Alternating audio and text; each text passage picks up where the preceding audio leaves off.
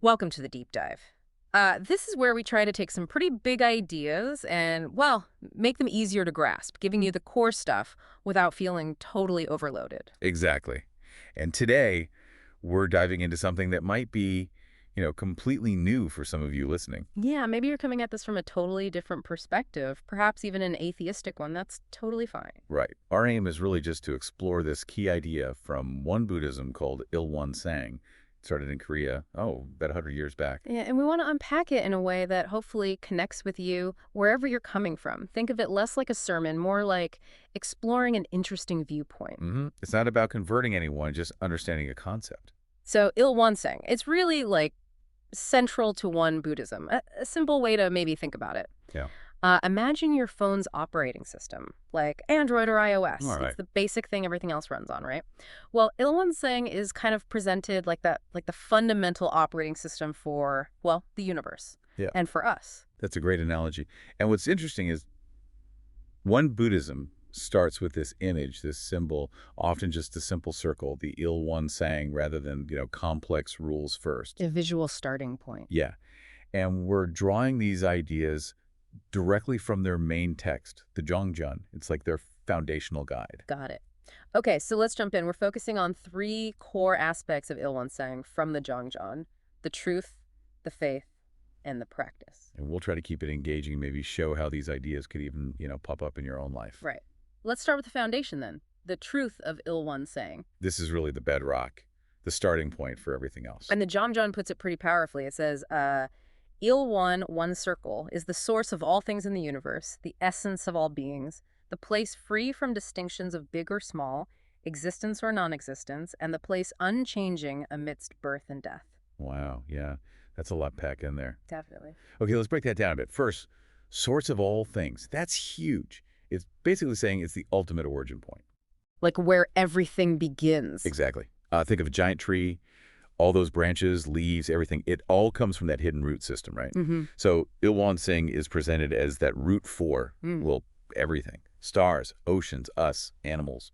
Everything stems from this one source. Okay, so it's the origin point. But then it says the essence of all beings. That sounds more personal. Like it's not just out there. Precisely. It's suggesting this source isn't just some external thing. Right. It's also the fundamental core of you. Your essence, my essence, everyone's. Ah, okay. Like we saw that Wi-Fi analogy. We're all Yeah. on different phones or laptops doing different things. But all connected to the same network underneath. Yeah, That's the idea. We share this fundamental nature, this Ilwan Sang. interesting. And what about that part?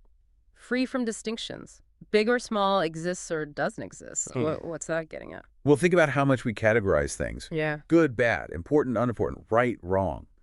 We make these judgments constantly. That happens all the time. Arguments, opinions. Exactly. This part suggests that Ilwan Sang, this fundamental reality, is beyond those kinds of human labels and divisions. It just is. Like the ocean accepting every river, big or small, clean or muddy, it doesn't judge.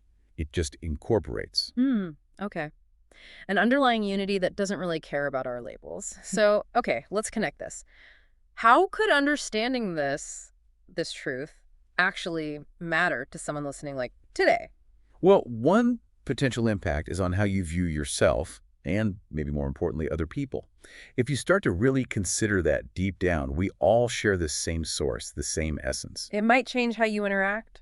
It could. It might naturally lead to a bit more empathy, maybe more understanding. Think about when you're in a conflict or just feeling frustrated with someone. Yeah. Remembering this idea of a shared core, this underlying unity, it could maybe help you step back, take a breath, approach it with a little more calm, perhaps, see it from a bigger perspective. Instead of just reacting in the moment, it makes you wonder, yeah, if our immediate judgments miss something deeper.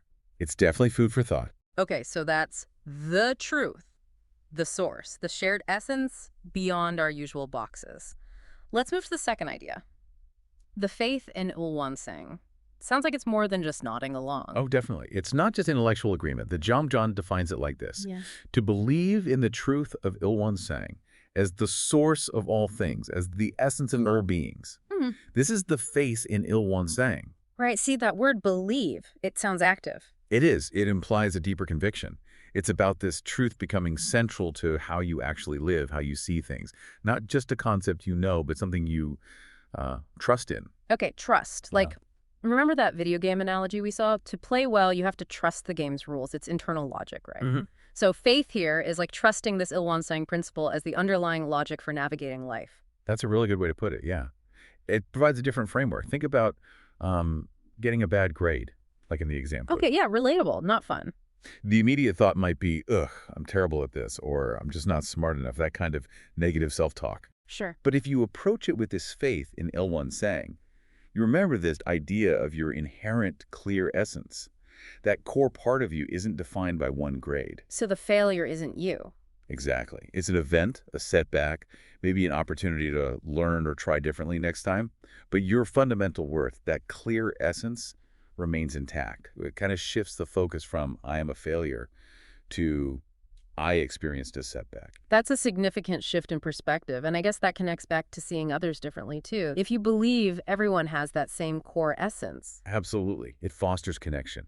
If you genuinely hold that belief, seeing someone else struggle, well, it becomes harder to see them as completely separate or other. You might feel more empathy. Yeah, it makes empathy and maybe offering support feel more natural because you recognize on some level their struggle isn't fundamentally disconnected from your own potential experiences. We're all sort of in it together, sharing this essence. Okay, so faith is moving from just knowing the idea to really believing it in your core, letting it build inner confidence and also like outward kindness. You got it. It's that internal shift. And that shift naturally points towards the third piece. The practice of Ilwan-Sang, making it real. Exactly. Because understanding and believing are crucial steps, but the real question is, how does it show up day to day? Right, like learning soccer, you can know all the rules, but you won't get better unless you actually, kick the ball around. Perfect analogy. Yeah. So the Zhongzhang describes the practice like this. While believing in the truth of Ilwan Sang, take it as the model for practice to know, cultivate, and use your mind, which is perfectly complete and impartially selfless. This is the practice of Ilwan Sang. Okay, know, cultivate, and use your mind. Sounds like practical steps. It is, and we can break them down with some everyday examples, stuff that's relevant now. First step, know. Know your mind. Basically, yeah. Become aware of that clear, calm essence within you. Recognize it. Like the example of getting angry. Yeah. Instead of just being swept away by the anger, you pause and you know or recognize, okay, anger is here, but my true nature, my core mind is actually bigger and calmer than this feeling.